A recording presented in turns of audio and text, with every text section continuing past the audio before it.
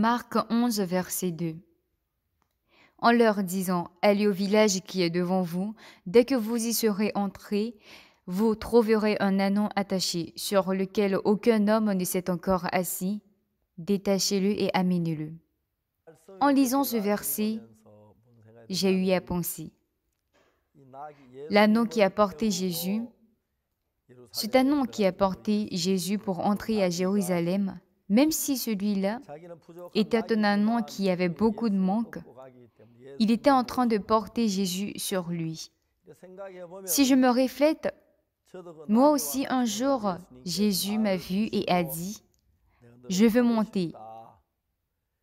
Et depuis ce moment, ce n'est pas que moi, je vais là où je veux aller, mais je vais là où Jésus veut aller. Ainsi, Jésus-Christ est avec moi. À chaque fois que je suis devant les petites et grandes situations, il me dirige. Et quand je pense au moment où il m'a conduit, j'étais vraiment reconnaissant. En général, lors des jours de Pâques, on organisait le séminaire de Pâques dans de grands halls ou à Gokjeong Sky Dome. On voulait faire de même pour cette année, mais malheureusement, à cause du corona, on ne peut pas se réunir et donc par Zoom, nous l'avons fait en 3 séances. Et donc à partir de 5 heures du matin. Et donc, en coréen, chinois, anglais, espagnol, français, toutes les prédications ont été diffusées dans ces 5 langues. Il y a une sœur de notre église qui traduit en espagnol. La radio par laquelle la prédication qu'elle a traduite a été diffusée a dit que 4000 personnes ont témoigné le salut qu'ils ont reçu. Si le nombre de personnes qui ont reçu l'évangile en Espagne atteint 4000, c'est qu'il y aurait d'une dizaine de milliers de personnes qui auraient pris part à ce programme. Mais quand je me suis renseignée après, j'ai entendu que le nombre total de personnes qui ont écouté était de 20 millions. Cela m'a étonnée. En plus de cela, nous avons fait le séminaire. Entre-temps, nous avons demandé la diffusion de la prédication dans les radios télévisées au début. 1 ou 3 avaient accepté. Puis, le nombre de diffusions s'est augmenté jusqu'à 276 qui ont accepté de diffuser les prêches de 90 minutes pendant 11 heures. Et donc, par cette diffusion, les chrétiens de ce monde se sont relevés. Ainsi, en apprenant la nouvelle que beaucoup de pasteurs ont reçu l'Évangile, j'étais vraiment reconnaissant. Ce n'est pas par nos efforts que cela a pu être possible, mais c'est par le travail de Dieu. Et par ce travail, beaucoup ont reçu le pardon du péché et sont devenus justes. Chaque matin à mon lever, je lis les commentaires que les personnes qui ont écouté la prédication ont laissés. Et tellement il y avait beaucoup, je ne pouvais pas finir de lire. Mais ces commentaires ont beaucoup touché mon cœur. Vraiment tous ceux qui souffraient à cause du péché, les pasteurs qui priaient pour le pardon de leurs péchés et du péché des fidèles. En écoutant que ceux-là ont reçu le salut, j'étais vraiment reconnaissant.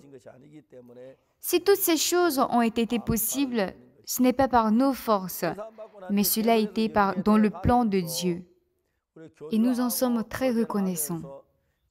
Après le salut des personnes, nous causons avec eux et nous échangeons avec eux. Et ainsi, nous sommes sur une nouvelle page.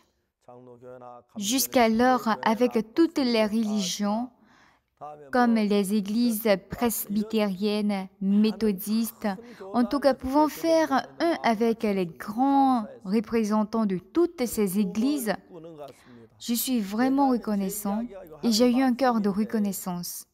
Je pense être dans un rêve, parce que c'est la parole de Dieu. Dans Romains 3, verset 23, nous sommes pécheurs. Mais au verset 24, il est dit que nous sommes devenus justes. Mais la plupart des personnes connaissent seulement le verset 23. Et donc, en lisant le verset 24, deviennent justes, heureux et contents. Quand j'écoute leurs témoignages, mon cœur est rempli de joie. Et je ne sais pas comment ces réunions pourront avoir continuellement lieu, mais jusqu'à présent, parce que chaque église avaient leur communauté religieuse, ils rejetaient d'autres religions et ne les acceptaient pas. Mais maintenant, avec le seul nom de Jésus, on peut se rassembler et je crois que c'est ceci, l'une des choses qui réjouit le cœur de Dieu. Et je me demande comment est-ce que Dieu va travailler si nous tenons continuellement ces réunions. Quand Jésus rentrait à Jérusalem, il est monté sur l'annexe.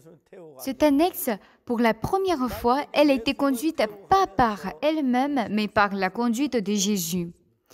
Mais cette annexe, étant conduite par Jésus, aurait-elle le doute ou la crainte? Quel que soit le problème, parce que Jésus-Christ était en charge, elle était très heureuse et allait jusqu'à la ville de Jérusalem. Je suis comme cette annexe. Après avoir rencontré Jésus, après avoir reçu le salut, tout comme il avait utilisé l'annexe, il m'a utilisé. Et peu importe où j'allais, Jésus a travaillé et a fait sauver des personnes.